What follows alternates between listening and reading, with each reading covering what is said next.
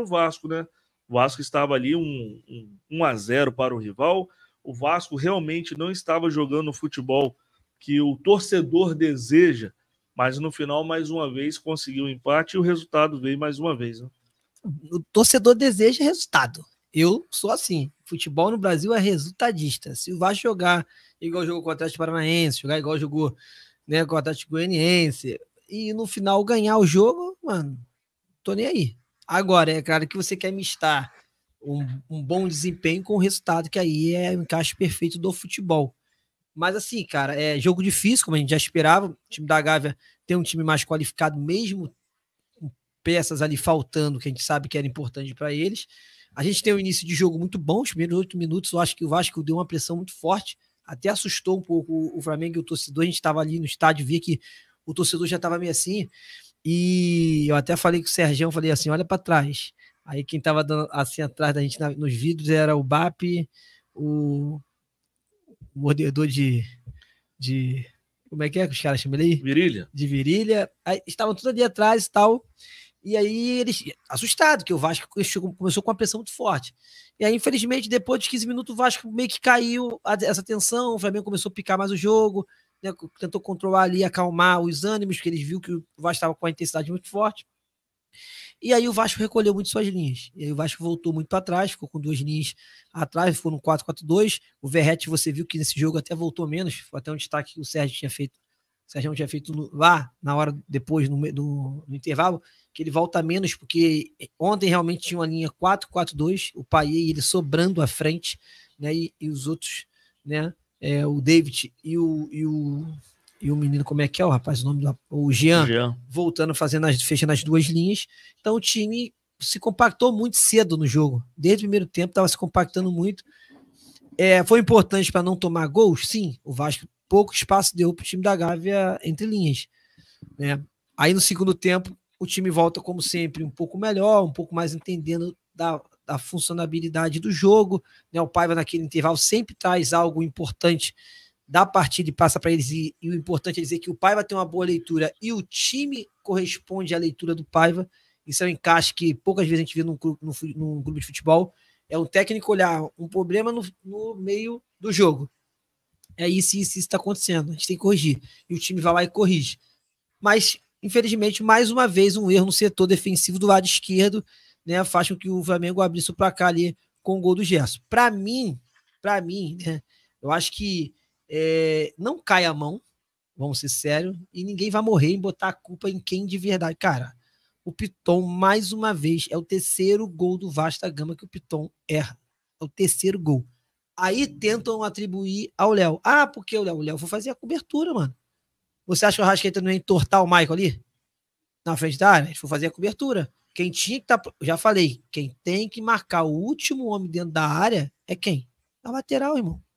O zagueiro central puxa mais para a ponta direita, quando a bola está vindo da direita para a esquerda, e você tem lá o lateral cobrindo a última parte, que é o último homem. Mais uma vez o Piton, no terceiro jogo seguido, não marca. Aí acontece, o Vasco está tomando um ataque, tem 2 linhas compactadas de 4 jogadores. Cadê o Piton na marcação? O David estava próximo da jogada, todo mundo estava próximo da jogada, menos ele. Então, assim, aí é muito fácil apontar para o Léo, o culpado é o Léo, o culpado é o Léo. Não, o Léo não é o culpado, não. Nessa jogada não teve culpa nenhuma. Pelo contrário, eu acho que o Léo, né, e o Mike fizeram um bom jogo, a gente vai falar já sobre eles.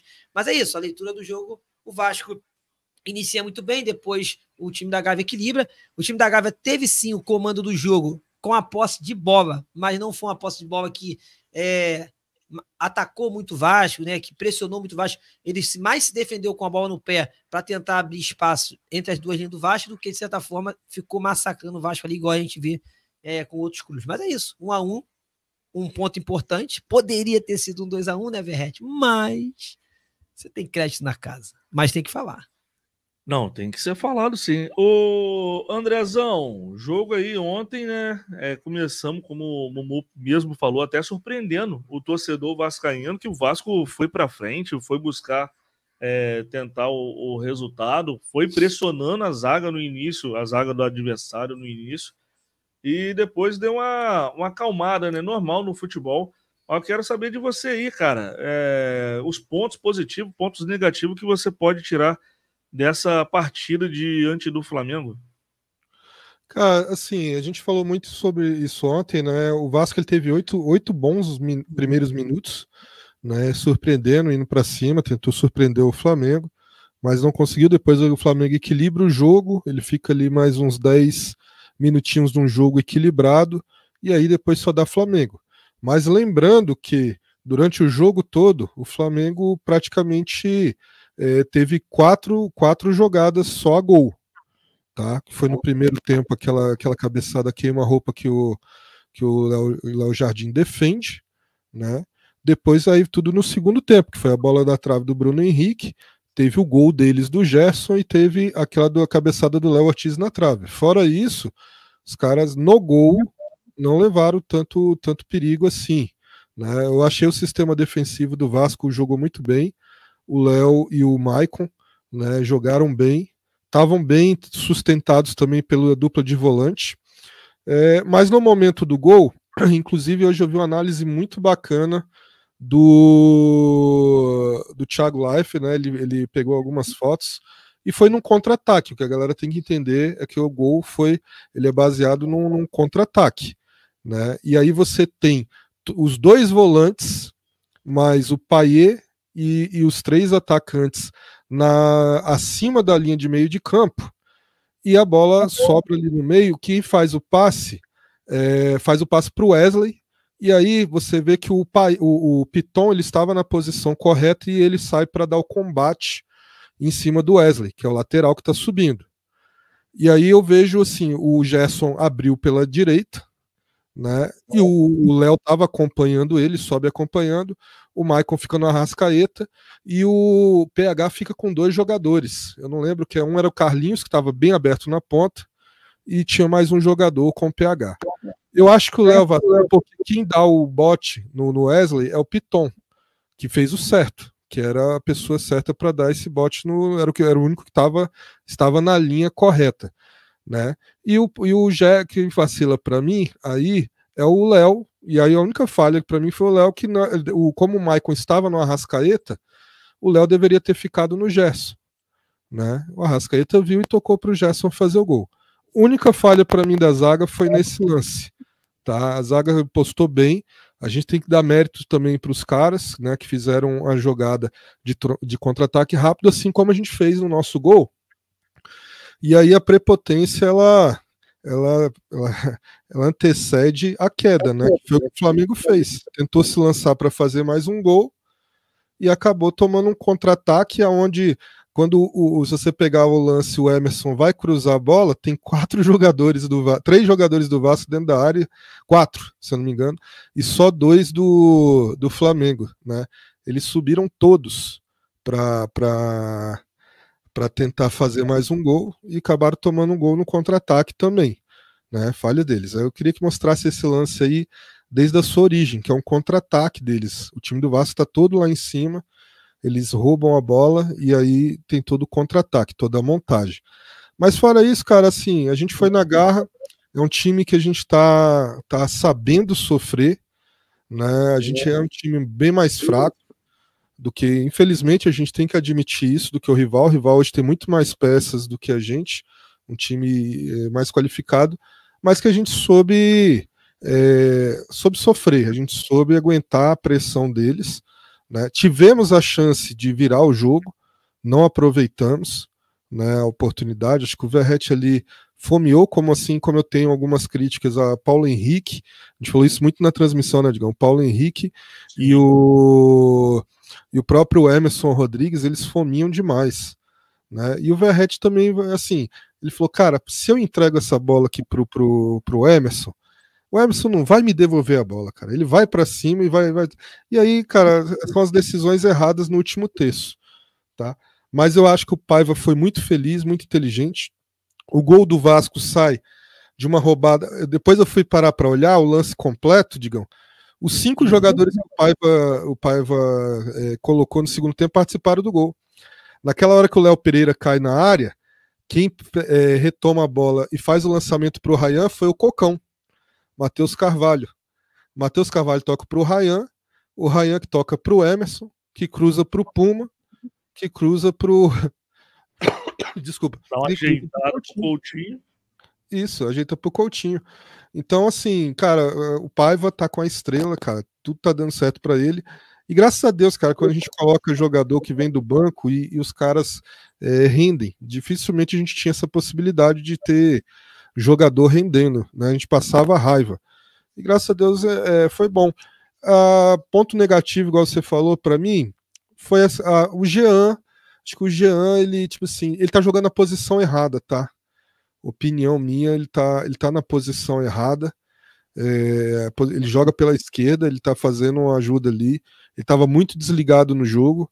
Você vê que ele tem vontade, tem assim, velocidade, tem toque, tem passe, mas eu acho que ele tá na posição errada e ainda não se acostumou com o time do Vasco, né? Daqui a pouco eu acho que dá certo, deixa ele engrenar mais alguns jogos, né? E o positivo é isso, cara, as entradas dos jogadores surtiram efeito, né? O gol sai nessa jogada que sai lá da área do Vasco no contra-ataque rápido.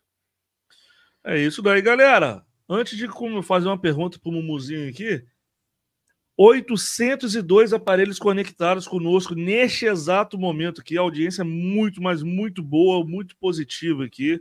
E 288 likes. Vamos chegar junto aí no like, vamos fortalecer no like aí. O like ajuda, potencializa. O YouTube vai recomendar para mais e mais e mais vascaínos. Então chega junto aí no like, dá essa moral especial pra gente. E você que está aí do outro lado e não é inscrito ainda no canal, se inscreva. Neste momento aqui a gente tem 40.264 inscritos, né? Certamente tem gente aí que ainda não é inscrito, ou que se você acha que você está inscrito, dá uma conferida agora. Para um segundinho aí, dá uma conferida aí para ver, porque o YouTube vira e mexe, ele tem uma atualização do seu software, né? E acaba tirando a inscrição, né? Então é bom dar uma conferida aí, dar aquela moral especial pra gente aqui. Chega junto no like, chega pesado no like aí, pra gente conseguir alcançar mais e mais e mais. Ô, Mumuzinho, antes de fazer essa pergunta pra você, deixa eu ler aqui. Superchat, né, cara? Pingou aqui pra gente e a gente tem que dar aquela moral especial pra eles também aqui. A gente já fez a leitura do chat, um período, e agora aqui o superchat. A Janak, por exemplo, ela é membro do canal, botou 10 e botou: boa tarde, bancada fera. O Coutinho voltou querendo demais marcar pontinhos na conta do pai. Alegria pela tristeza dos urubus. Deu uma risada. Progresso, pontuando sempre.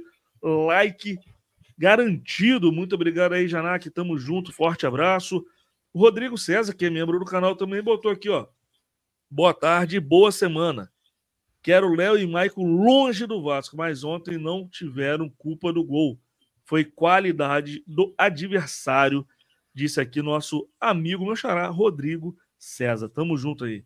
E a Janak botou: qual seria o time de vocês contra o Palmeiras? A gente vai falar sobre esse jogo mais pra frente e a gente vem com essa pergunta aqui que você fez. Beleza, Janak? Tamo junto aí. Obrigado pelo carinho e pela moral. Vamos lá, Adílio Avelar. Se liga só, hein? Esse pontinho aí foi muito bom para pretensões do Vasco.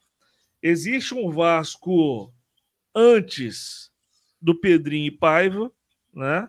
E existe um Vasco depois de Pedrinho e Paiva. Hoje, na sua análise completa diante dos últimos resultados, diante do que o Vasco vem desenvolvendo dentro de campo, qual que você acha que está sendo a pretensão real do Vasco neste momento, depois de ter a certa evolução com o Rafael Paiva e também no comando ali de gestão do Pedrinho? De cara é não sofrer sustos no final do ano, né? De cara é não ter a batalha de Cuiabá, vamos dizer assim, que é o último jogo do campeonato. A gente não espera ter essa batalha de Cuiabá. Então a pretensão inicial era essa. Aí eu vou ter que trabalhar com a fala do próprio Verratti, na entrevista dele, né, esqueci qual foi o jornal, foi antes, não, agora me esqueci, Placar. Ele dizendo sobre isso, a pretensão inicial, se a gente for olhar hoje, era totalmente diferente do que a gente está pensando agora. Então a pretensão foi o quê? Não queremos batalha no final do ano, ponto. Eu acho que isso está superado, vamos dizer assim. Os Vasco tem 35 pontos, o primeiro time dentro da zona do rebaixamento tem 25, então são 10 pontos de diferença. O time vem tendo uma crescente muito boa, né, do seu futebol, então acho que esse aí foi superado. É claro que não é para ter soberba, já foi, tá, não. Você tem que continuar trabalhando e pontuando, porque a gente sabe que a margem de corte é 45. Hoje o Vasco estaria 10 pontos dessa margem de corte, que o Vasco hoje tem 35 pontos. Mas hoje a gente já começa a figurar, olhar para um G8, né? E aí sim, vai depender muito do que vai acontecer na Copa do Brasil, na Sul-Americana, na própria Libertadores. O Vasco é campeão da Copa do Brasil? Show! O Vasco já ultrapassou a meta do seu ano. Porque a meta desse ano era não ter que brigar para não cair, que é o que está acontecendo. E aí você se classifica para uma competição sul-americana, com a Copa ou para uma sul-americana, ou até para uma Libertadores. Você ganhando o título, cara, você automaticamente já está aí, né, cara, superando muito. Eu acho que hoje, se você pegar o retrato hoje, já está superando a expectativa. Claro que o torcedor agora ele olha para essa situação e quer mais. E quando ele tiver mais, lá na frente, ele vai querer mais, que é torcedor, tá certo. Mas se você pegar o planejamento do Vasco, era não brigar para não cair esse ano mais, e você chegar ali nas oitavas de final da Copa do Brasil. Uma outra opção pequena, mas esse era o pensamento anterior. Hoje não, hoje tem um novo pensamento. Quanto mais der para a gente terminar o mais alto possível, chegar mais longe nas competições, a gente vai chegar. É claro que há um planejamento interno de você entender que você pode contar com uma receita que vai vir da Copa do Brasil até as oitavas. Se você passar, é plus, é extra, e é o que está acontecendo. E o próprio Pedrinho falou, cara, na entrevista para o Igor Rodrigues, esse dinheiro ajuda muito, porque ele consegue te dar fluxo, né, fluidez no dia a dia do clube, porque às vezes tem algumas contas menores que para o futebol às vezes não passa nas nossas vistas, né, que é uma luz, que é uma água, que é umas coisas muito mais também essencial no futebol, mas as pessoas não dão muito conta, que esse dinheiro você consegue dar fluidez para isso. Então, assim, a pretensão hoje é chegar no G8, cara. Sinceramente, chegar no G8. É claro que se 10 passos a gente vai subindo. A gente hoje está no G8. Ponto. 35 pontos aqui a gente está aqui. Só que entre a gente e o G6 se criou um espaço muito grande, né? São uma diferença de 7 pontos, né, para quem está no G6. Porque já se tinha essa escada antes de o Vasco chegar ali, entre o sexto colocado e depois sétimo e oitavo. Já se tinha isso. E aí o Vasco chega na situação para brigar ali para a sexta posição, para a quarta posição. Mas para mim é um G8. Né? O Vasco, para mim, terminaria entre oitavo e sexto colocado, que, vou ser sincero, seria sensacional. Né? Para o atual elenco, mesmo com todas as dificuldades, a gente vê que o Vasco evoluiu dentro de si mesmo, né? Porque é igual uma fênix, né? O Vasco era um time que ninguém achava que ia dar em nada e ressurgiu das cinzas e está aí conseguindo fazer história. A gente está com uma sequência muito boa com o Rafael Paiva, a gente se classificou na Copa do Brasil, aí agora o que vi na Copa do Brasil é Luca, cara, que eu quero título. Mas se você perguntasse pro Rodrigo, se perguntasse pro André, para quem tivesse lá do outro lado, pô, vai chegar nas oitavas de final da Copa do Brasil? A gente vai pegar a live e a gente diz assim, não, tá ótimo, tá bom. A gente vai furar essa bolha de não passar da terceira fase da Copa do Brasil mais. Da segunda fase que a gente caiu 2 vezes seguidas. Sim. É isso. Ô Andrezão, e aí, cara, sua análise aí sobre o Vasco, né? Igual perguntei ao Mumu, os planos agora do Vasco, né? Segundo turno, mudança totalmente de postura do time, a equipe que basicamente é a mesma, né? Do início do ano, em que os seus dirigentes que estavam ali sempre falavam que não ser rebaixado. Aí veio o Pedrinho, mudou totalmente a mentalidade da galera aí. Agora você tem pretensões, você acha que o Vasco pode alcançar algo a mais, uma pré-Libertadores, por exemplo, ou ir para a final até da Copa do Brasil? O que você acha? Com o time que a gente tem, com a mentalidade que o Vasco está neste momento no ano, né? Cara, eu acho assim, houve uma mudança significativa depois da entrada do Pedrinho, quando o Paiva assume, eu sempre tenho batido nessa tecla aqui no percentual de aproveitamento. Né? O Vasco, desde que o Paiva assumiu, está acima de 60%. Isso é top 3, a gente já mostrou aqui que isso é top 3 no Brasil hoje. Ontem eu também trouxe os dados que a gente vai falar daqui a pouco sobre isso aí, mas só Vasco e Palmeiras estão invictos há mais de 5 jogos. Né? E vai ser um encontro de invictos, daqui a pouco a gente vai falar mais sobre esse jogo, mas o Pedrinho deu match, né? Deu um casamento muito bom por enquanto entre Pedrinho e Paiva, né?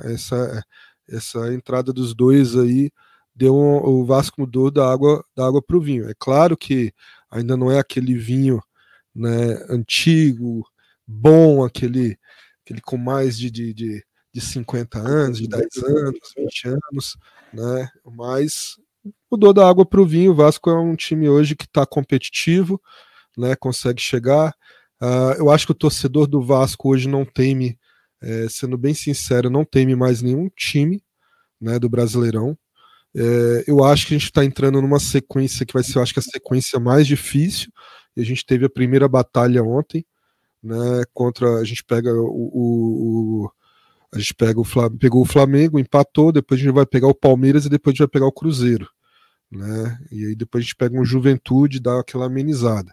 Mas a gente vai pegar da sequência, são 3 jogos muito difíceis, muito complexos, mas que o Vasco, assim, hoje o torcedor não entra mais com medo de falar assim, cara, nós vamos tomar uma goleada. Ixi, já era. Eu, sinceramente, eu vi algumas pessoas, até jornalistas, Palmeiras só tá com um campeonato, já mostrou contra o Criciúma que vem aí agora. Cara, sinceramente, eu não tô com medo do Palmeiras. Existe a grande possibilidade da gente perder? Existe, porque é um time forte.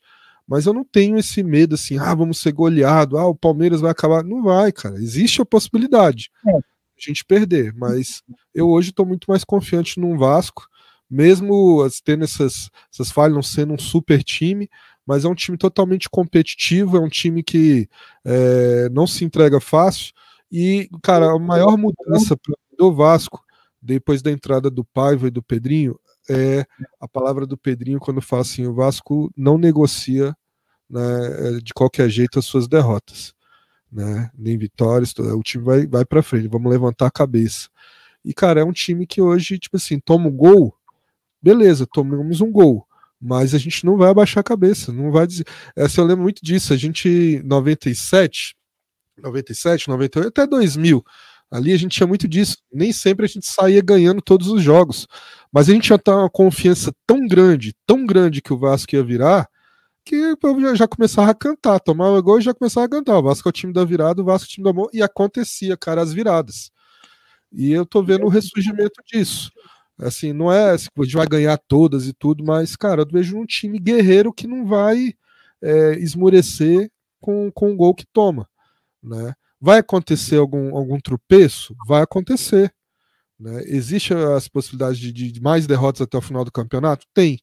Mas, cara, eu tipo assim, não tenho mais medo disso, né? Não tenho mais medo dessa, assim, o Vasco agora descambou. Para mim, ontem fechou o caixão, a gente não briga mais por rebaixamento, só tem mais uma vaga ali, tem 3 times brigando ali por uma vaga para cair, né? E eu acho que o Vasco já era, acabou isso aí, morreu. Vamos embora, vamos olhando para frente. E eu tô na pegada do Verratti. Quem leu a matéria da Placar do Verratti, ele fala isso. Como grupo, nossos objetivos somos ser campeões da Copa do Brasil, né? E buscar uma vaga na Libertadores. Esse é o objetivo do grupo. Mudou, né?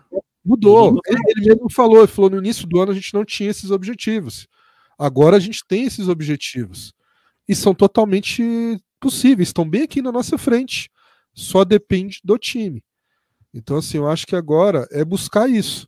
É buscar o campeonato da Copa do Brasil e buscar uma vaga na Libertadores. Vai acontecer, vocês estão empolgados, vocês estão... Não, cara, é possível. Vai acontecer? Não sei. Né? Mas, cara, tem todas as possibilidades de acontecer.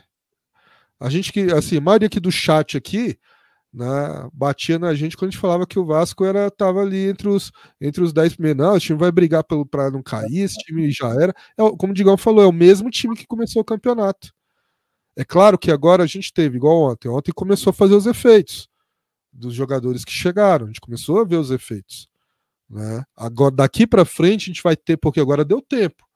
Um mês para esses caras treinarem, que chegaram, a galera que chegou aí vai começar a surtir efeito agora, ganhar ritmo de jogo e começar a surtir efeito. Mas se você pegar a espinha dorsal, a base de todo o time, pelo menos uns 9 jogadores são os mesmos que começaram o campeonato, que falava que ia ser rebaixado.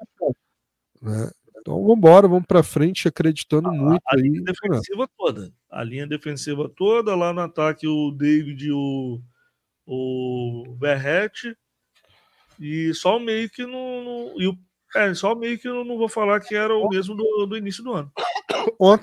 De ontem só o Jean, cara. O resto é todo mundo no início do ano, do início Não, do tô campeonato. falando de titulares, que eram titulares, né? Porque era o PH, o Maicon e o Léo, porque o João Vitor tinha se machucado naquela ocasião. Não, se machucado não, era opção pelo treinador. Era opção pelo Ramon. O Ramon não queria ele. Isso aí, o goleiro, que era o titular, e lá na frente era o David e o Verrete, né? Ou seja, só aí foram quantos? 7 jogadores do time de hoje, que é o mesmo do É uma base, completamente. né? E isso foi maneiro, né, Mumu? Que, tipo assim, a mudança, né? O torcedor, por exemplo, ontem, vou falar uma parada para vocês. Eu sabia que seria difícil uma vitória, né? Mas não era impossível.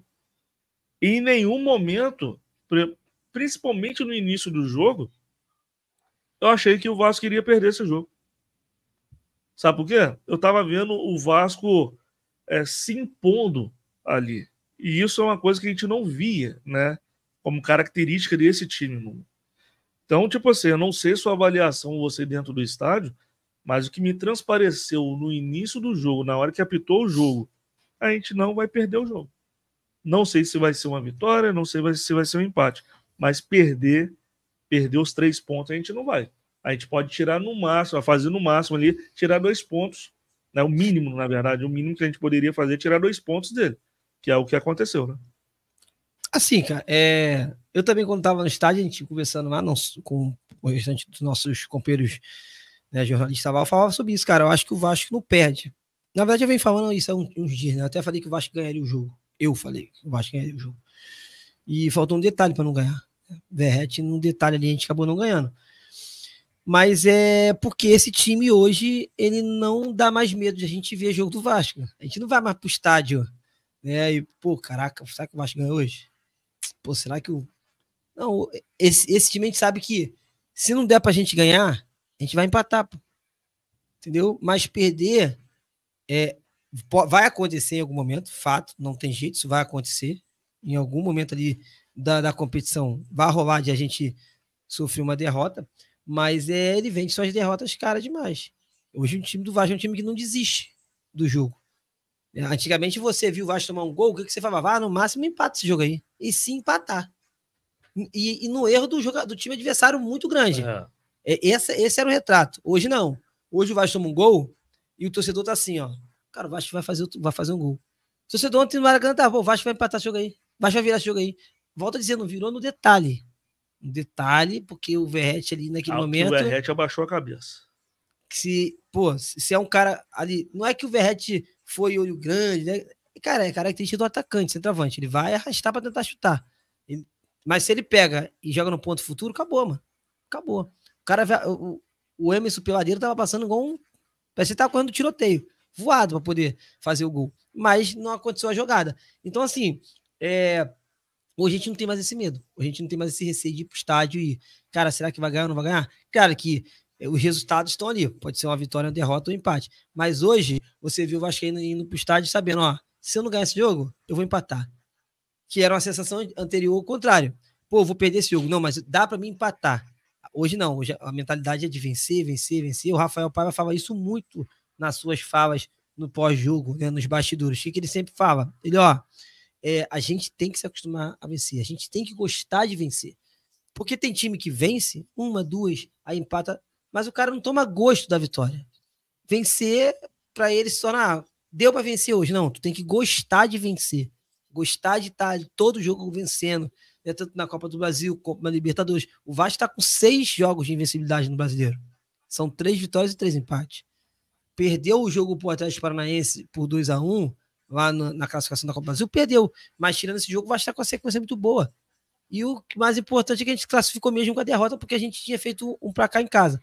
Então, assim, a sequência é boa, a mentalidade é outra, e a gente espera que ela só possa crescer, né? Ter um upgrade, que ela só possa ter ali condições de estar crescendo cada vez mais. Eu me lembro do Verrete falando isso num pós-jogo, né, num bastidor que ele disse, contra São Paulo.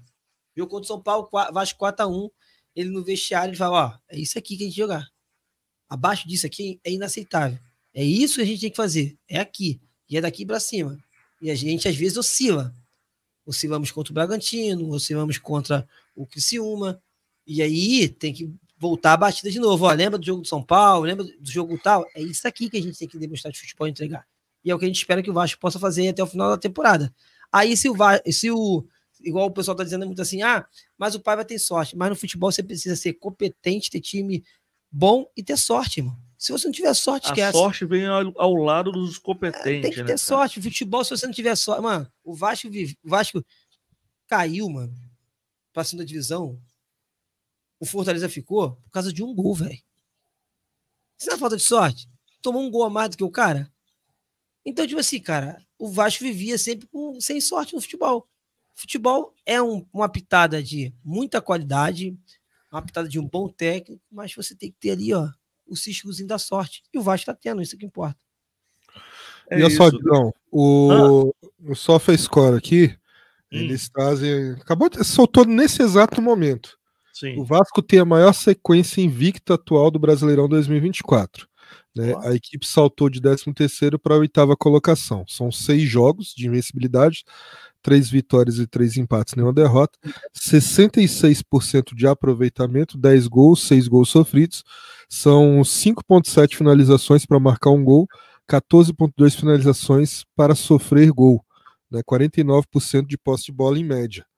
Né? Então, assim, são números, cara, bons, assim, de um time que está na parte de cima da tabela. Se você pegar outros times aí, a questão de percentuais e questões de gols feitos por gols sofridos, né, cara, e quantas finalizações tem que fazer para marcar gol e quantas finalizações você tem que sofrer para marcar gol, isso mostra que o time tá em evolução.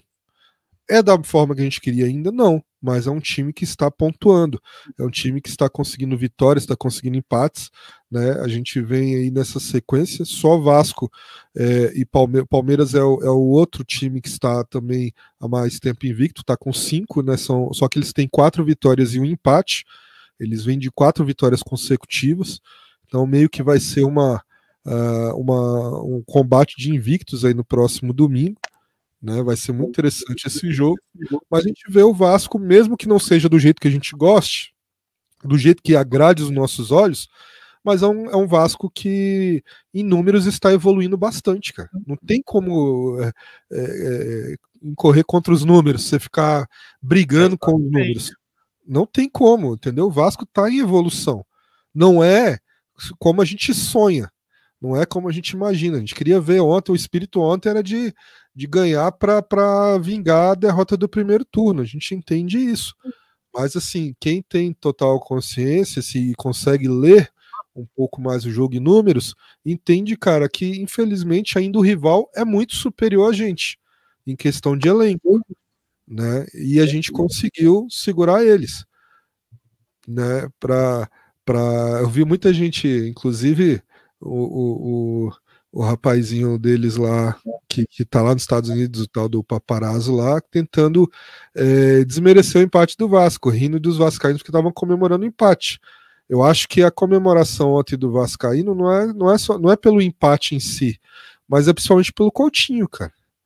É uma volta de um cara que a gente sabe que dá esperança pra gente. E é a frustração dos caras que, cara, perderam um jogo que tava na mão deles. Infelizmente... É o que eu falei, André. Você vê a frustração dos caras no momento em que o seu principal jogador que estava ali, ele senta atordoado no chão, não acreditando que o Coutinho conseguiu fazer o gol de cabeça, né? Que é coisa rara, Coutinho fazer gol de cabeça. Ele pegou, fez o gol e jogou água no chope de não sei quantas mil pessoas que estavam lá torcendo para o Flamengo, mas jogou água no chope, tanto é que a torcida, o Mumu estava lá, a torcida estava provocando, né, o Mumu? Aí, ó, o Gerson no chão ali, atardoado. A torcida do rival estava, né? Daquele jeito, o que eu gosto, né, do futebol carioca, essa resenha de cada torcida fazer os seus cânticos, zoando uma ou outra e tal. Aí estavam 1-0, eles estavam lá fazendo a parte deles, né?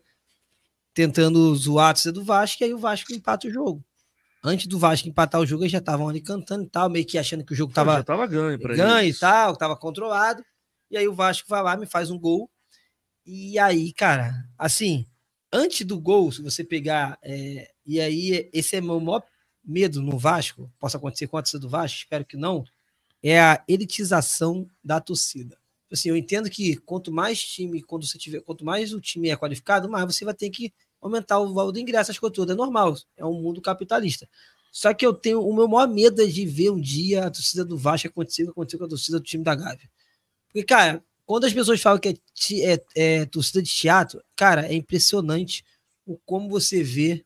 E assim, eu tive a oportunidade, e todo mundo aqui sabe disso, eu não tenho problema de falar isso aqui no canal de Vasco, que meu pai era do time da Gávea, e ele me levava nos jogos. Cara, é muito diferente a dinâmica. Você vê que assim, o torcedor fica assim, ó. Os caras vão lá pra dançar TikTok, tirar foto e tal.